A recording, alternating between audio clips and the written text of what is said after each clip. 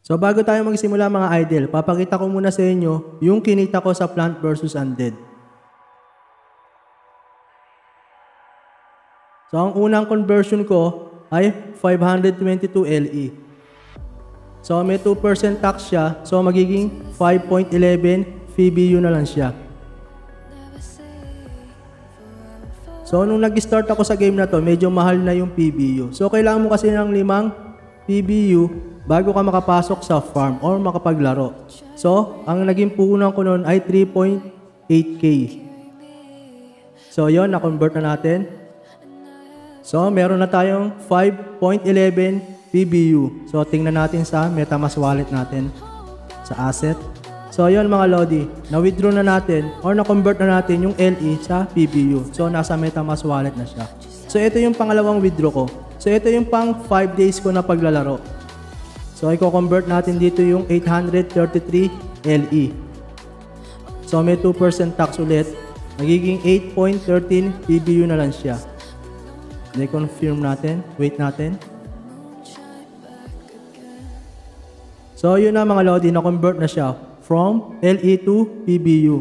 So, ang total ng PBU natin na i-withdraw or ilalagay sa GCash natin ay 13.24 PBU. So, ito siya. Nag-reflect na siya sa dashboard natin sa Plant vs Undead. So, ito na siya sa MetaMask wallet natin. Ang susunod natin gagawin ay pupunta tayo sa website ng Plant vs Undead. So, makikita natin dito yung link ng PancakeSwap. So, click natin dito. Then, huwag kakalimutan na i-connect yung account dito, yung MetaMask wallet. So, wait natin. May lalabas na ganito. Automatic na ma-detect ng PancakeSwap yung PBU token natin. So, click lang natin, I understand. Import. Then, pinutin natin to. Yung nasa taas, yung BNB. Gawin natin PBU. So, automatic sa baba, nagiging BNB. Then, select natin max. Ma-detect ng Pancake yung maximum na laman ng PBU natin. So, ito 13.24. So, wait natin ma-convert siya sa BNB.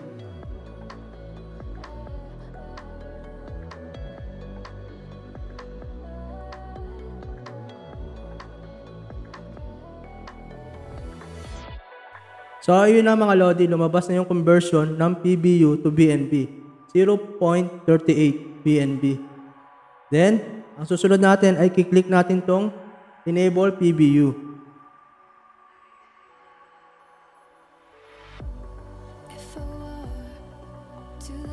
Tapos, pumunta tayo sa MetaMask wallet natin.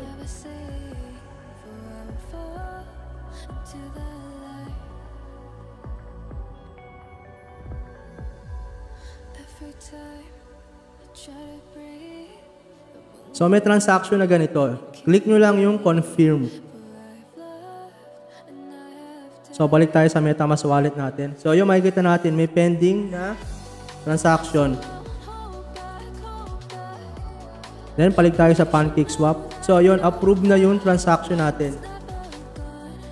Then, click naman natin yung swap. Para ma-swap na yung PBU sa BNB. Then, dito, confirm. So, wait ulit natin.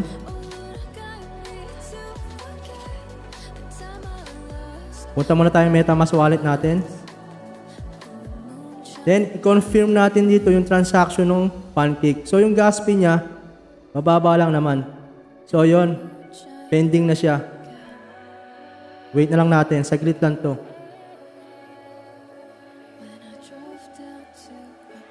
Then, balik tayo sa PancakeSwap. So, yun na mga Lodi. May transaction receipt na tayo. So, okay na to. Successful na to. Na-convert na natin or na-swap na natin yung PBU sa BNB. So, ito na mga Lodi. Pumasok na sa MetaMask wallet natin yung sinwap natin na BNB. So, naging 0.4065 na siya. So, may balance tayo dyan na 0.02. So, ang halaga nun, mga 300 pesos yun. So, dumagdag yung 13.24 PBU kaya naging 0.465 BNB. Then, open na natin ang Binance app natin. Click natin yung wallet. Then, kailangan nasa spot. Then, search natin dito yung BNB.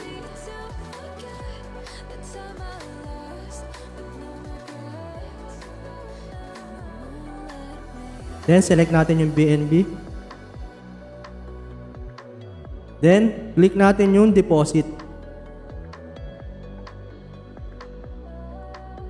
Okay lang natin. Tapos, select natin tong BEP20. Huwag nyo kakalimutan yung mga Lodi BSC. Then, copy natin to.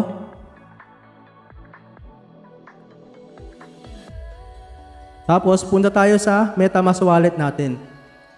Click natin yung send. Then, paste natin yung kinapi natin sa Binance. So, ilalagay natin dito yung BNB na amount ng BNB na isesend dun sa Binance account natin. So, dito, 0.40, gagawin ko lang 0.39 para maiwan yung 0.01. Mga 300 pesos din yung pang gas fee. So, yung gas fee rito, siguro mga 20 pesos lang o wala pa. Then, select natin confirm. So, yun, pending na siya. Wait lang natin.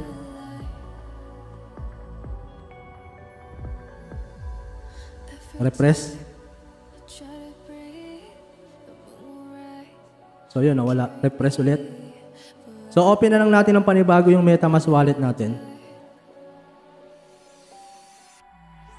MetaMask wallet. Then, yun na mga Lodi, nabawas na or na-send na.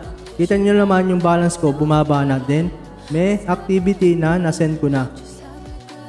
So, naging 0.1 na lang yung balance ko sa MetaMask wallet. So, balik tayo sa Binance. So, back lang natin, back. Hanggang makarating tayo sa home. So, dito sa may wallet natin, sa may spot, reload lang natin.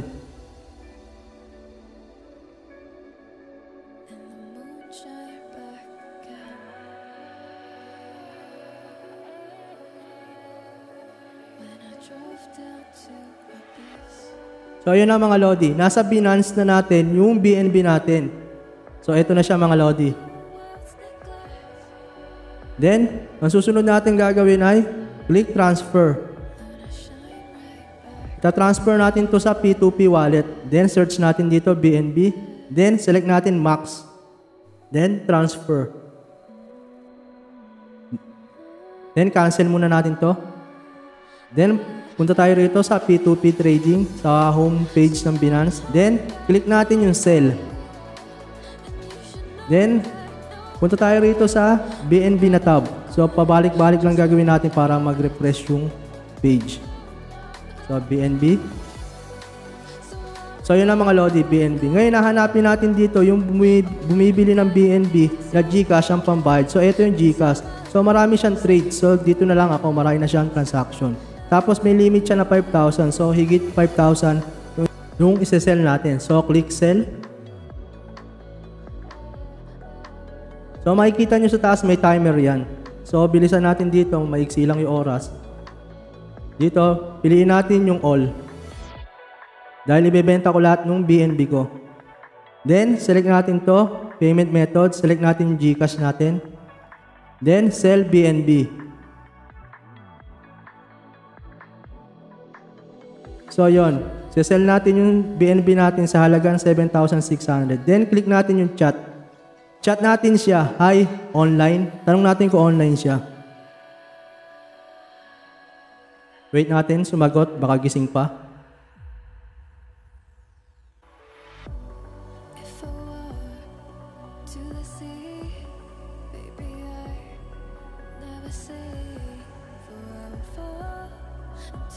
So, yun ang mga Lodi, nag-high na. So, gising pa siya. So, matutuloy yung transaction natin ngayon sa pagbebenta ng BNB. So, hinihingi niya yung full name natin dun sa GCash number natin, sa GCash account natin. So, ito yung GCash account ko na full name. So, wait lang natin. Siya nga pala mga idol, pag gumawa kayo ng Binance account ay mag-add kagad kayo ng payment method or ilagay nyo yung GCash account nyo para kung magsisell kayo ay mayroon na nito.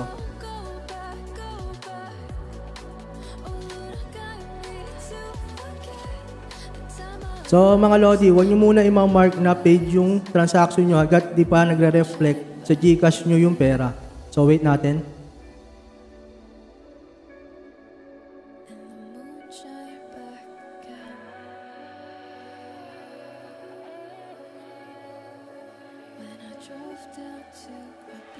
So, sinesend na niya yung pera sa GCash number natin.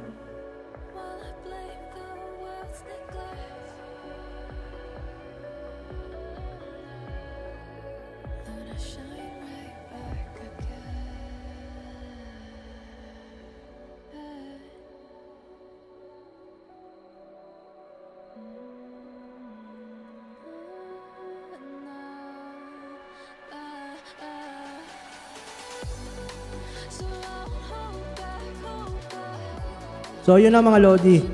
Na-mark na niya, na binayaran na niya yung binibenta natin BNB. So, kailangan natin i-check yan sa GCash natin. So, ayun, 31 pesos yung laman ng GCash natin. So, login ulit natin. So, yun mga idol. Pumasok na sa GCash account natin yung 7,600 na halaga ng BNB na binenta natin. Then, ang susunod natin gagawin ay balik tayo sa Binance. Then, next natin to. Then, confirm na natin na natanggap na natin yung bayad niya. Then, check. Then, confirm. Siguraduhin nyo na natanggap nyo muna yung pera bago nyo gawin to. Then, ang susunod natin ay magsisend code tayo sa cellphone number na nakaregister dito sa Binance natin para ma-confirm yung transaction natin na tapos na. Input ko lang yung code. Then okay. So yun mga Lodi. Na-confirm na natin na natanggap na natin yung bayad nung buyer ng BNB natin. So bigyan natin siya ng positive na feedback. Dahil sa smooth na transaction. So ito yung receipt natin. So ganun lang kadali mag-withdraw or mag-cash out ng PBU ng Plant vs Undead papuntang MetaMask wallet to PancakeSwap to Binance to GCash.